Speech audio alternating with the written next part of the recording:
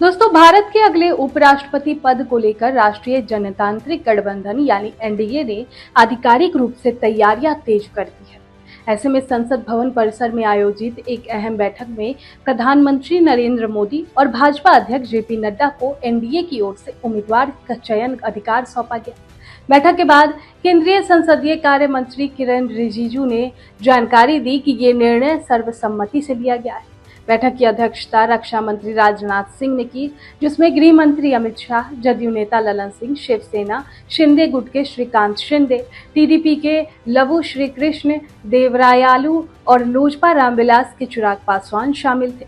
उपराष्ट्रपति जगदीप धनखड़ ने 21 जुलाई को स्वास्थ्य कारणों का हवाला देते हुए पद से अचानक से इस्तीफा दे दिया था।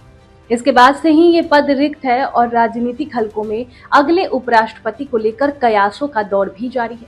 कई नामों की चर्चा हो रही है। हालांकि भाजपा ने पिछली बार भी धनखड़ के नाम की घोषणा कर लोगों को चौंका दिया था। तो इस बार आखिर भाजपा किसको बनाएगी उपराष्ट्रपति? कौन कौन है एनडीए के संभावित चेहरे? चलिए आपको बताते हैं। पहला नाम है मनोज सिन्हा। जम्मू कश्मीर के उपराज्यपाल मनोज सिन्हा की भाजपा के वरिष्ठ नेता और पूर्व रेल राज्य मंत्री रहे हैं। उन्होंने हाल ही में अपना 5 वर्षीय कार्यकाल पूरा किया है, जिसे अनुच्छेद 370 हटाने के बाद क्षेत्र में स्थिरता लाने का श्रेय दिया जाता है। हालांकि उनके कार्यकाल का अंत 22 अप्रैल को पहलगाम में हुए आतंकी हमले की छाया में हुआ, जिसमें 26 लोगों की जानें चली गई। इसके बावजूद उनकी दावेदारी मजबूत मानी जाती है।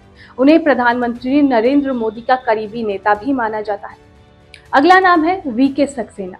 दिल्ली के उपराज्यपाल वीके सक्सेना का नाम भी चर्चाओं में है। कॉरपोरेट क्षेत्र में आने वाले सक्सेना ने दिल्ली की राजनीति में आम आदमी पार्टी की सरकार के खिलाफ कई प्रशासनिक फैसले रोके, जिससे उनकी केंद्र सरकार के प्रति निष्ठा और सक्रियता सामने आई। राजनीतिक हलकों में माना जा रहा है कि उन्हें अब बड़ी भूमिका सौंपी जा सकती है।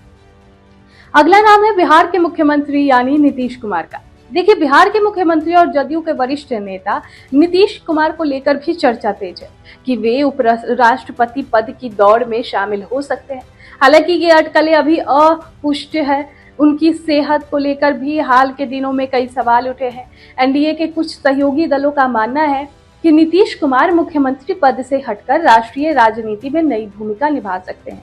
जदयू के पूर्व नेता उपेंद्र कुशवाहा और अन्य नेताओं ने इस ओर इशारा किया कि नीतीश अब नई पीढ़ी को नेतृत्व सौंपना चाहते हैं। अगला नाम है हरिवंश नारायण सिंह। देखिए, राज्यसभा के उप सभापति हरिवंश सिंह जदयू से आते हैं। उन्हें भी एक विश्वसनीय और अनुभवी चेहरा माना जाता है। 2020 से इस पद पर रहते हुए उन्होंने सदन में कई बार संतुलन बनाए रखा है और सरकार के साथ उनकी साफ समझ रही है। उन्होंने इस बीच में प्रधानमंत्री नरेंद्र मोदी और अमित शाह का भरोसा जीता है।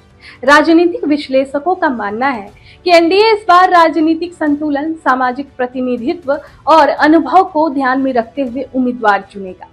सबकी निगाहें इस पर है कि प्रधानमंत्री मोदी किस नाम पर मुहर लगाते हैं। वही विपक्ष भी जल्द ही अपने उम्मीदवार को लेकर मंथन शुरू कर सकता है, जिससे मुकाबला दिलचस्प हो सकता है। हालांकि एनडीए के पास लोकसभा और राज्यसभा मिलकर स्पष्ट बहुमत है।